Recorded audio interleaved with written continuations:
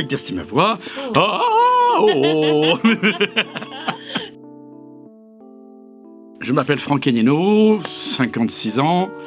Je suis enseignant au lycée Jacques Reynaud en froid et climatisation. Je suis arrivé à l'enseignement, je ne vais pas dire par accident, mais presque, il y a 7 ans. Suite à la rencontre d'un de mes anciens stagiaires qui lui était devenu enseignant et qui m'a fait une proposition qui m'a fait rigoler sur le coup pendant longtemps, puis réfléchir. Puis j'ai dit pourquoi pas. Et à la fin, je me suis dit qu'est-ce que je risque ? À part donner la chance qui m'a été donnée quand moi-même j'ai été en lycée professionnel. Et à 50 ans, j'ai tout claqué. J'ai plaqué mon CDI, j'ai tout quitté pour un CDD dans l'éducation nationale.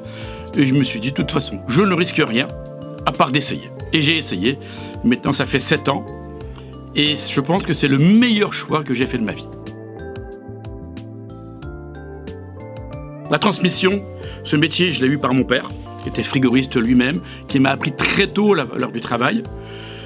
J'irai pas dire que les élèves aujourd'hui l'ont tous, mais mon objectif, c'est essayer de leur donner un métier ou tout du moins une graine. Une graine qui leur fera faire autre chose, un niveau, quelque chose qui leur fera, quand ils auront 18, 19, 20 ans, peut-être plus, trouver leur voie. Et cette voie-là passe par un niveau et un diplôme. Donc l'idée, c'est si je ne peux pas les amener à la passion qui m'anime, moi, c'est le métier de frigoriste, c'est leur donner quelque chose, un avenir. J'enseigne essentiellement donc tout ce qui touche le froid et la climatisation, même si j'ai tendance à préférer la partie froid que la partie clim. C'est juste une question de préférence et de technicité. Comme je dis toujours à mes élèves, si vous savez faire une chambre froide, vous savez dépanner un climatiseur.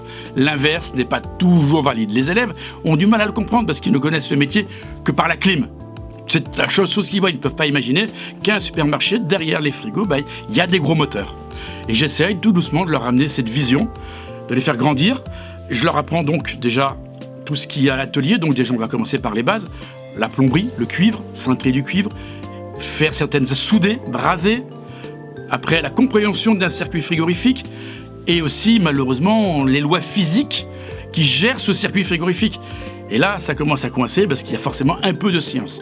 Le but du jeu, c'est d'être assez vulgarisateur, simplifier au maximum ces notions pour pouvoir progressivement aller vers la complexité. Et j'espère y arriver. En tout cas, mes élèves, aujourd'hui, même si des fois des années sont très dures, on arrive à les amener à un certain niveau et à un certain niveau d'exigence qui fait qu'ils peuvent avoir leur CAP ou leur bac.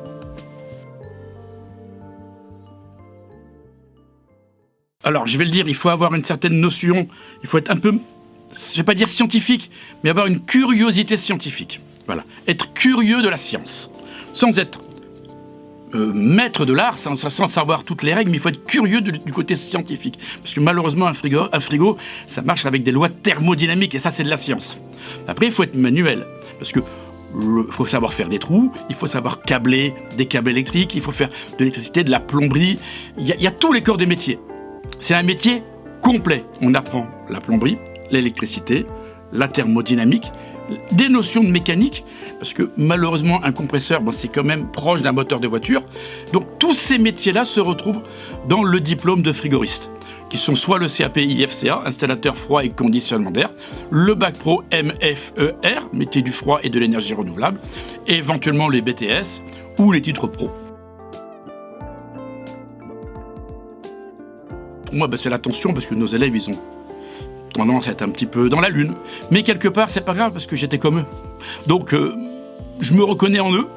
Je me dis, c'est à un moment, il faut arriver à briser cette coquille, à rentrer dans leur perception et qu'ils comprennent que à l'école, on apprend des choses intéressantes. C'est le plus dur. C'est arriver à capter leur attention, capter leur volonté d'apprendre. C'est le plus dur.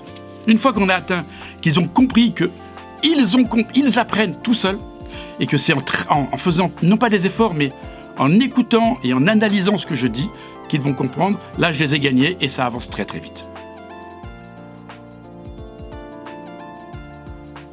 J'ai une première passion que j'ai depuis très très longtemps, c'est le jeu de rôle. J'y joue toujours, ça c'est mon petit... Je vais dire, c'est ma soupape de décompression. Mais j'ai trouvé une nouvelle application. J'ai découvert les IA. les intelligences artificielles, et là, ça m'a ouvert les chemins des possibles. À un moment, j'avais des idées, mais je ne pouvais pas les mettre en application parce que je n'avais pas le temps ou les compétences techniques. Grâce aux IA, j'ai pu développer et mettre en application beaucoup de mes idées. Et j'en ai énormément. Donc j'ai créé au début des petits QCM pour mes élèves. Puis de QCM, c'est devenu des petits jeux. Puis de petits jeux, des outils, des process complets. Puis maintenant, des aides pour mon métier d'enseignant, du suivi de compétences. Et tout ça, c'est possible grâce à cette nouvelle découverte qui sont pour moi les IA, qui sont un outil révolutionnaire. Ça nous permet de mettre en application l'idée. J'ai une idée, cette idée, elle existe. Ça peut mettre du temps, ça peut mettre de la compétence, mais aujourd'hui, c'est une révolution dans ma manière d'enseigner. Et cette passion-là, elle est dévorante, et j'avoue, y passer énormément de temps là-dessus. Et je m'amuse. C'est mon nouveau dada, c'est mon nouveau jouet.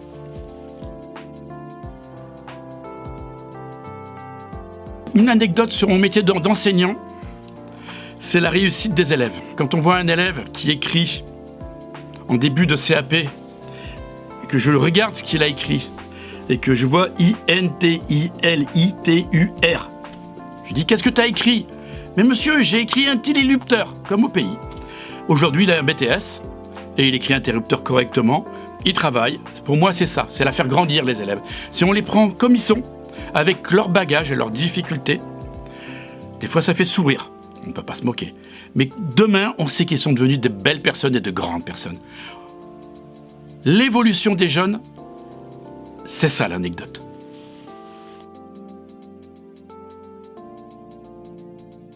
Abnégation, courage, volonté. Il n'y a pas d'âge pour vivre de ses rêves.